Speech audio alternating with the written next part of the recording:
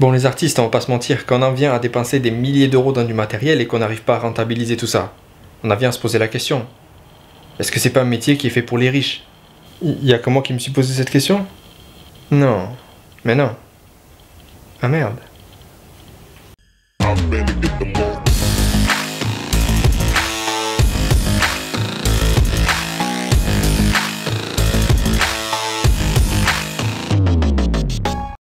Salut tout le monde, on se retrouve en direct de Tokyo comme d'habitude, ça change pas. Aujourd'hui je voudrais vous parler de quelque chose, ça me tient pas particulièrement à cœur, c'est pas un sujet que j'avais sur ma liste de vidéos à faire, etc. Non, c'est un sujet auquel j'ai pensé en me réveillant ce matin, je me suis dit, putain, faut que j'achète encore du matériel. Soudainement, je me suis mis à calculer tout ce que j'avais acheté au fil des 8 dernières années, tout ce qui concerne la photographie. Et puis je me suis rendu compte que j'ai un petit pincement au cœur, je me préparais à appeler les urgences japonaises au cas où mon cœur lâche.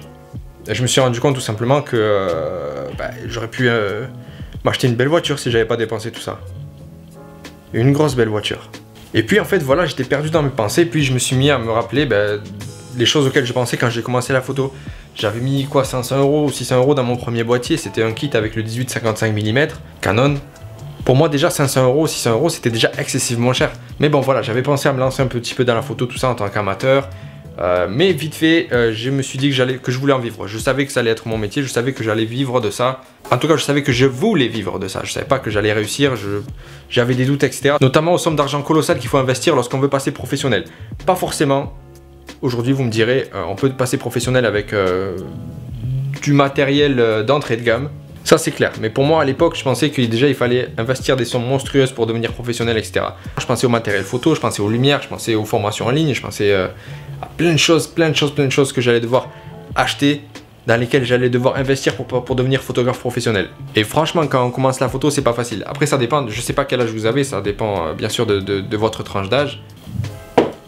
Ah, excusez-moi. Oui, donc je disais, ça dépend de votre tranche d'âge, parce que moi, quand j'ai commencé, j'avais 18 ans et c'était pas facile. J'avais pas beaucoup d'argent à investir dans un appareil photo, alors que si je commençais la photographie aujourd'hui, les choses seraient bien entendu différentes. J'aurais un peu plus d'argent, j'aurais plus de maturité, etc.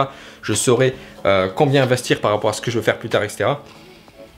Mais bon, déjà à 18 ans, je peux vous dire une chose, c'est que j'avais une vision à extra long terme. Je sais pas si on peut dire ça comme ça, mais vraiment, je savais que j'allais vivre de ça en fait. J'avais pas commencé que je savais déjà que ça allait être mon métier. C'est quelque chose de dingue quand même, on est d'accord. Et aujourd'hui, je me retrouve 8 ans après à en vivre. Donc je vis complètement de la photo aujourd'hui.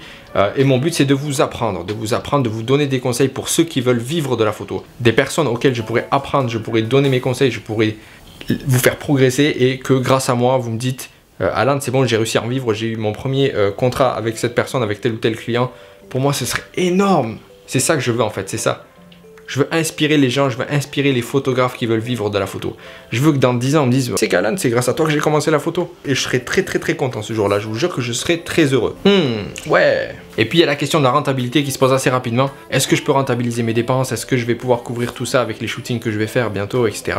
Question à laquelle on peut pas facilement répondre vu qu'on ne sait pas si on va faire des clients bientôt. On peut pas savoir, c'est aléatoire en fait, tout dépend de vous, ça dépend de comment vous allez aller chercher vos clients, etc. Ça dépend si vous avez la flemme, si vous êtes chaud bouillant pour trouver des clients, etc. Tout dépend de vous.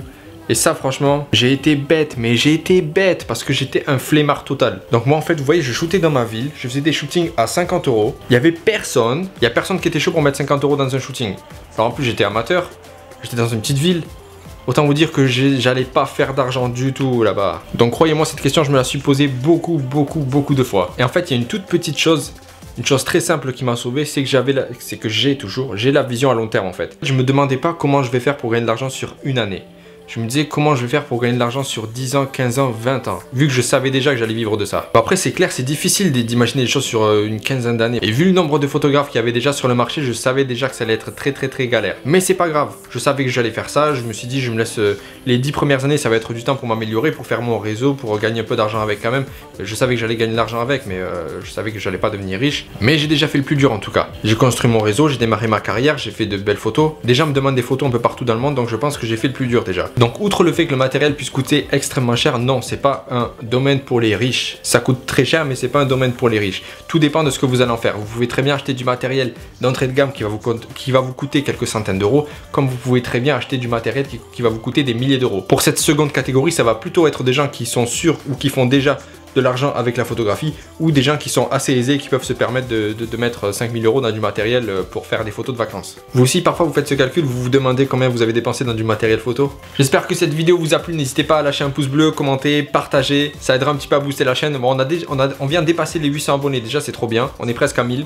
Je vous dis ça, genre, c'est votre chaîne en fait. Courage, continue, t'es presque à 1000 abonnés. Si toi aussi tu souhaites vivre de la photo et que t'es photographe amateur, télécharge mon livre ici, c'est gratuit et ça te détaillera en 5 points comment passer de photographe amateur à vraiment professionnel. Sur ce, à très bientôt dans la prochaine vidéo. Ciao. Au fait, dernière petite chose, n'oubliez pas de vous abonner, c'est gratuit.